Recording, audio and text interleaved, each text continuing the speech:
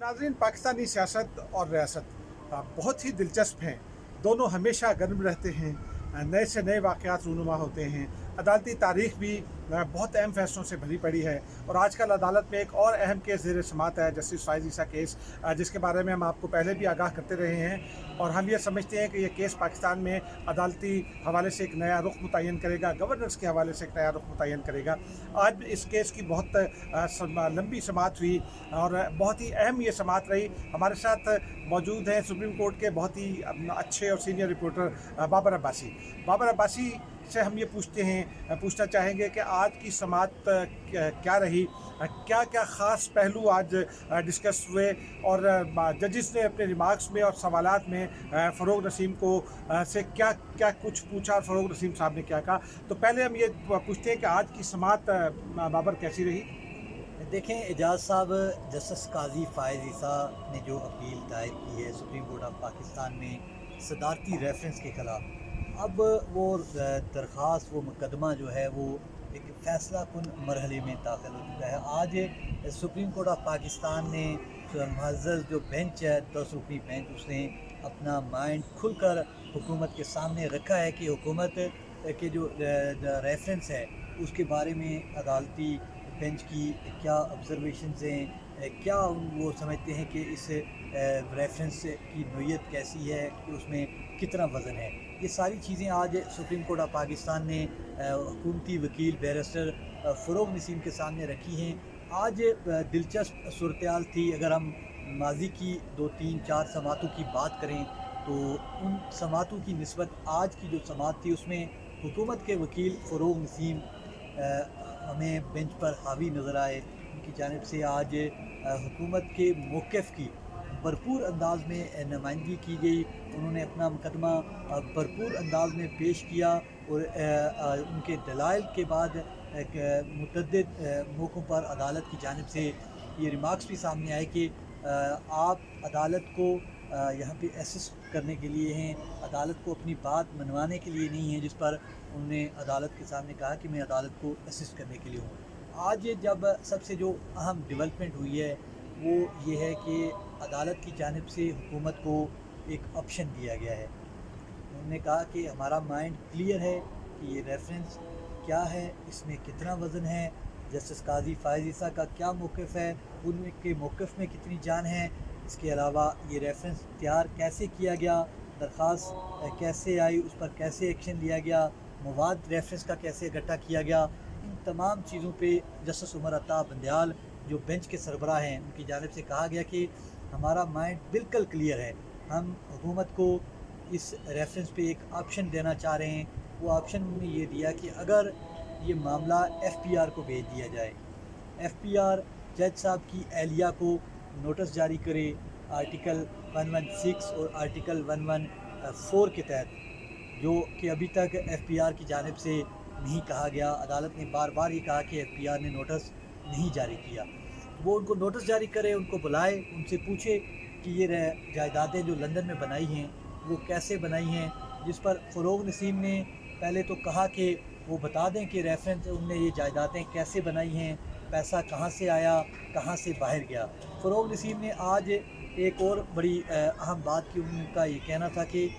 ये reference tax का मामला नहीं है, आर्टिकल 116 की खिलाफ वर्जी नहीं है, बल्कि मनी लॉन्ड्रिंग का भी मामला है। तो जज साहब की एहलिया को बताना चाहिए कि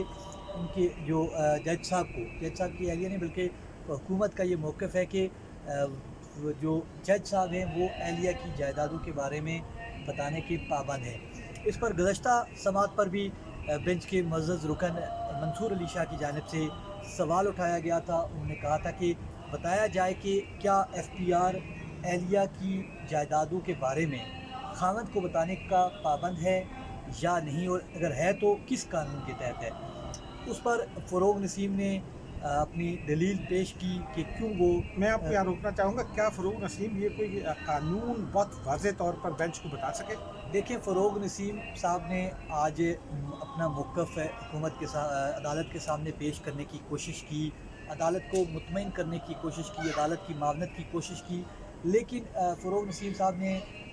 دو ٹوک موقف نہیں اپنایا، بلکہ ان کا یہ کہنا تھا کہ سروس آف پاکستان کے جو قوانین ہیں، جو رولز ہیں، ان کے تحت سول سرونٹ جو ہے وہ جواب دہ ہے کہ ان کے بچوں کے نام پہ، ان کی اہلیہ کے نام پہ اگر کوئی اثاثے ہیں تو وہ ان کے ذرائع بتانے کا پابند ہے۔ تو اس پر عدالت کوئی خاص مطمئن نہیں ہوئی۔ ان نے دوبارہ سے سوال کیا کہ ہمیں قانون بتایا جائے، تو جس پر فروغ نسیم صاحب کی جانب سے یہ کہا گیا تھا کہ میرا خیال ہے کہ جو ایف پی آر ہے وہ اس حوالے سے معلومات خامد کو دے سکتا ہے کہ اگر خامد کے خلاف کوئی انضباطی کارروائی جاری ہے تو وہ ایف پی آر کو لکھے کہ میں میری بیوی کے نام پہ کیا کیا جائیدادیں ہیں، مجھے میری بیوی جائیدادوں کے بارے میں نہیں بتا رہی، تو ایف پی آر بتا سکتا ہے۔ لیکن کوئی قانونی دلیل وہ متعلقہ قانون عدالت کے سامنے اس طرح سے انہوں نے پیش نہیں کیا، لیکن انہوں نے سول سرونٹ جو سروس آف پاکستان کا قانون ہے، جو رولز ہیں، ان کا حوالہ دیا۔ ان کا یہ کہنا تھا کہ اگر یہ ہم نے اس طرح کی چھوٹ دے دی کسی سول سرونٹ کو کہ وہ اپنی جائیدادیں ظاہر جو ان کے بچوں کے نام پہ جائیدادیں ہیں ان کے بارے میں اس سے نہ پوچھا گیا، تو پھر سارا سسٹم کولیپس ہو جائے گا، پھر ملک میں کرپشن کا نیا بازار گرم ہوگا، کیونکہ ہر کوئی بھی سول سرونٹ اپنی بیوی کے نام پہ، اپنے بچوں کے نام پہ جائیدادیں بنا کے کہہ سکتا ہے جی کہ مجھ سے نہ پوچھیں، میری بیوی سے پوچھیں۔ بابر، اس کا مطلب یہ ہوا کہ آج بھی فروغ نسیم ایک کو عدالت کو مطمئن نہیں کر سکے، لیکن کیا آپ کو لگتا ہے کہ کسی بھی موقع پر یہ جو گفتگو ابھی آپ نے بتائی اور ججز کے حوالے سے فروغ نسیم کے جو دلائل تھے، اس کے نتیجے میں کیا آپ کو کہیں لگتا ہے کہ جو وکیل موصوف ہیں یا حکومتی وکیل ہیں وہ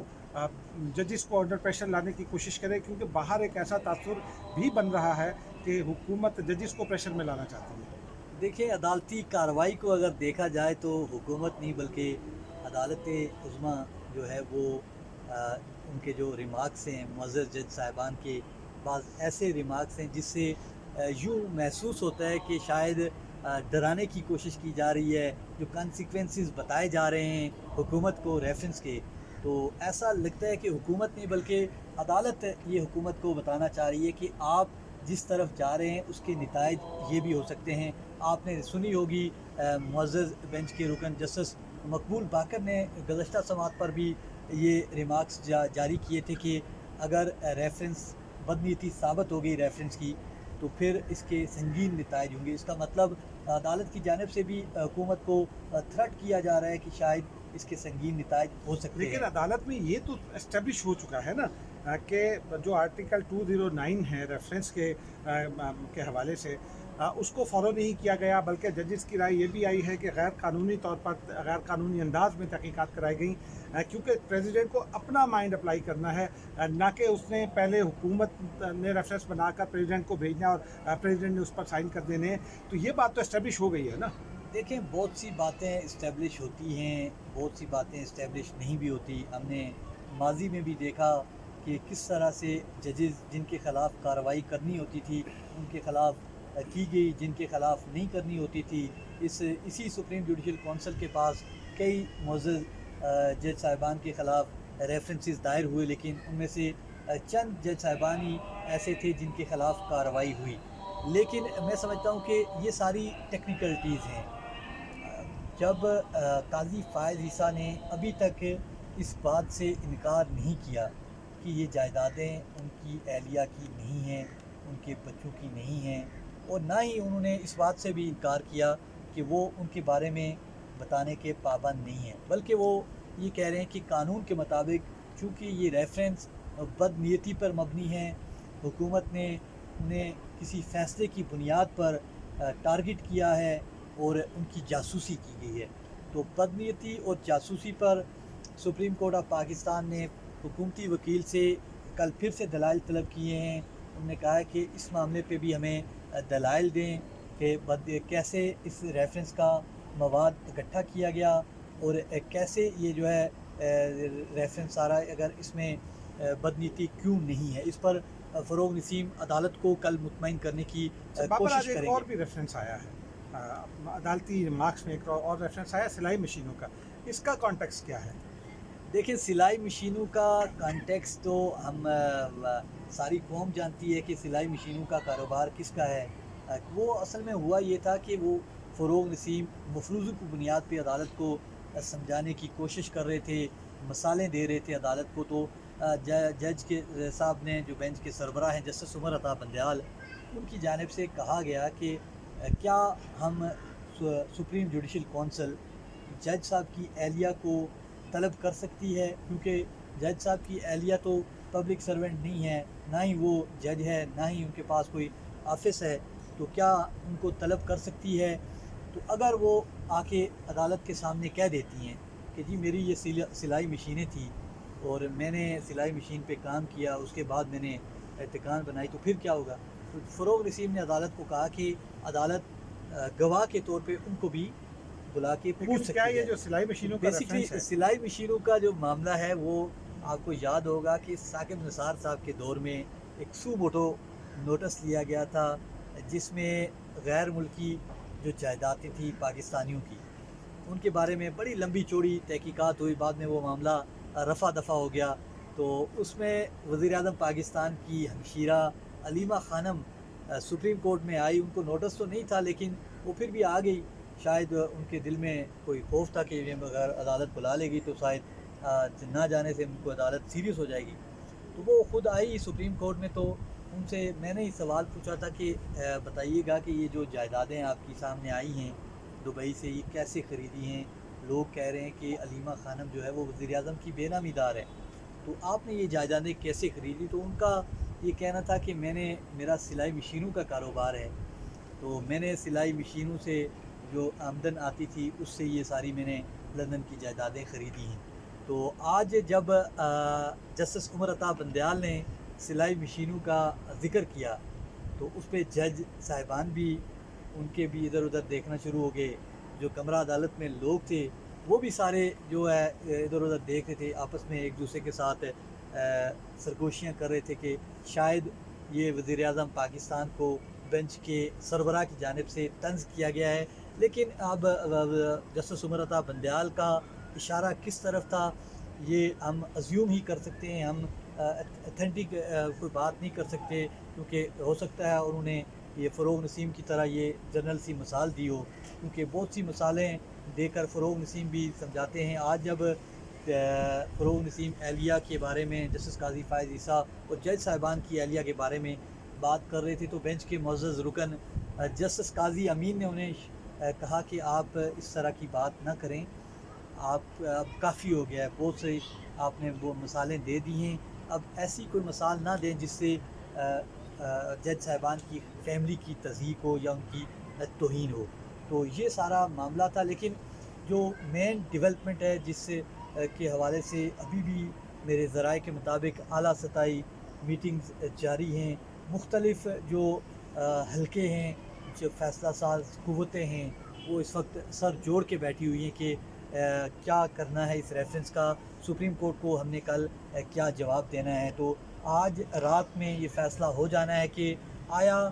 وہ حکومت قاضی فائز عیسیٰ کے خلاف یہ ریفرنس واپس لے کر ایف پی آر میں معاملہ لے کے جائے گی یا سپریم کورٹ میں اپنے مقدمے کا دفاع کرے گی۔ لیکن اگر دیکھا جائے اعجاز صاحب، میں آپ کو ایک یہ بات ابھی راز ہے، میں پوری بات تو نہیں کروں گا کیونکہ میری بھی کوئی کمٹمنٹ ہے، لیکن میں سمجھتا ہوں کہ اگر قاضی فائز عیسیٰ صاحب نے جانا ہوتا، ان کے خلاف کارروائی ہونی ہوتی، تو وہ آج تک سپریم کورٹ میں نہ رہتے، بلکہ وہ اسی ریفرنس کے نتیجے میں اپنے عہدے سے چلے جاتے جو ان کی جانب سے ایک خط لیک کیا گیا تھا میڈیا کو۔ اس خط کی بنیاد پہ ایک ریفرنس آیا تھا کہ جسٹس قاضی فائز عیسیٰ نے مس کنڈکٹ کیا ہے۔ اس خط میں اگر آپ وہ لیک ہوا تھا، شواہد تو کوئی نہیں ہے، لیکن آپ بھی اس طرح کے خطوط دیکھتے ہیں، سرکاری دستاویزات دیکھتے ہیں، اس میں واضح طور پہ بعض جگہوں پہ ٹک ہوتے ہیں کہ جن جن لوگوں کے پاس وہ خط جاتا ہے، جن کے پاس جاتا ہے تو وہ اس کا ٹک ہوتا ہے سرکاری طور پہ، لیکن اس خط میں کسی کے نام کے آگے کوئی ٹک نہیں تھا۔ ابھی تک وہ خط رجسٹرار سپریم کورٹ تک کو بھی موصول نہیں ہوا تھا جو خط میڈیا پہ لیک ہو گیا تھا۔ ہم یہ نہیں کہہ رہے کہ وہ جسٹس قاضی فائز عیسیٰ نے لیک کیا، لیکن ان پر اس کا برڈن بھی آ سکتا تھا اگر ٹیکنیکلٹیز میں نہ جاتے، اگر کوئی بدنیتی شامل ہوتی،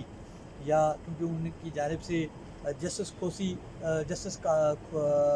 آصف سعید کھوسا پر بھی کہا گیا تھا کہ وہ جانبداری کا مظاہرہ کر رہے ہیں، تو وہ اگر جانبدار ہوتے، حکومت جانبداری کا مظاہرہ کرتی ہوتی، یا ملک کے جو ادارے ہیں جن کے بارے میں ایک رائے قائم کی گئی ہے کہ شاید ادارے ان کو اس عہدے سے ہٹانا چاہتے ہیں یا ان کو پسند نہیں کرتے، تو اس ریفرنس کی بنیاد پہ بھی ان کو ہٹایا جا سکتا تھا۔ لیکن اب چونکہ معاملہ عدالت میں ہے، اس میں زیادہ کوئی بات کی نہیں جا سکتی، زیادہ تبصرہ کھل کے کیا نہیں جا سکتا کیونکہ سب جوڈیس میٹر ہے۔ لیکن جو حالات ہمیں نظر آ رہے ہیں، جو